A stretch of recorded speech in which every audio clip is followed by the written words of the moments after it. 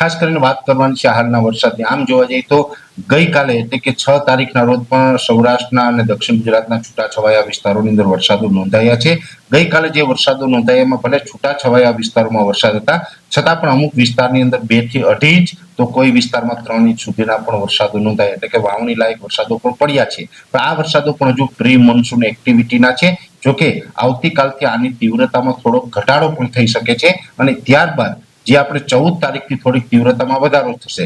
છતાં પણ નૈઋત્યનું ચોમાસું છે તો લેટ આવવાનું છે, એટલે કે 20, 21 અથવા તો 22 તારીખથી નૈઋત્યના ચોમાસાની શરૂઆત થાય. પણ એ સાથે એ પહેલા જે પ્રી મોન્સૂન એક્ટિવિટી થવાની છે એમાં પણ ખાસ કરીને આજે 7 તારીખ છે, 12 તારીખ સુધીના જો વરસાદની વાત કરવા જઈએ તો ભલે ઓછી તીવ્રતા અને વિસ્તારોમાં ઘટાડો થશે, છતાં પણ છૂટાછવાયા વિસ્તારોની અંદર વરસાદો છે એ ચાલુ રહેશે.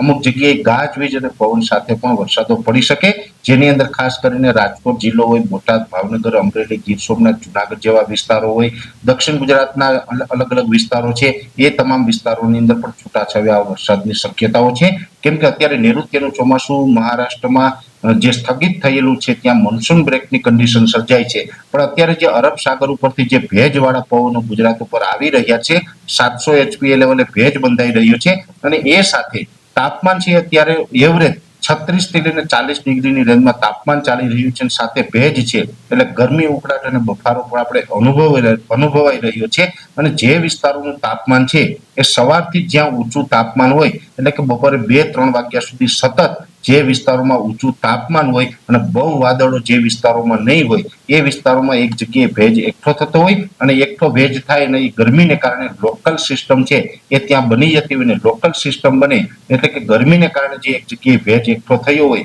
એ લોકલ સિસ્ટમ છે એ 2, 5 કે 10 કિલોમીટરના એરિયામાં વરસાદના રૂપમાં વરસી જતી હોય. એ પ્રકારે અત્યારે લોકલ સિસ્ટમો બનીને વરસી રહી છે.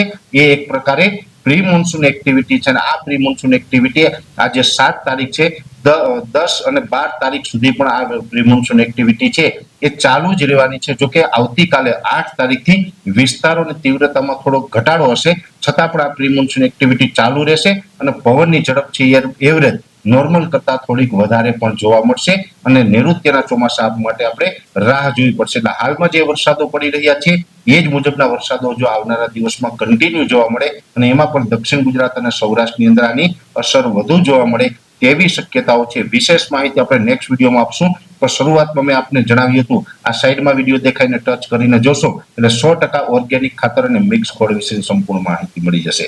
અત્યારે વિડીયોની અંદર એટલું. દરેક મિત્રો વિડીયો લાઈક આપણે દરેક ગ્રુપમાં શેર કરવો અને ચેનલને સબસ્ક્રાઇબ કરવી. નમસ્કાર.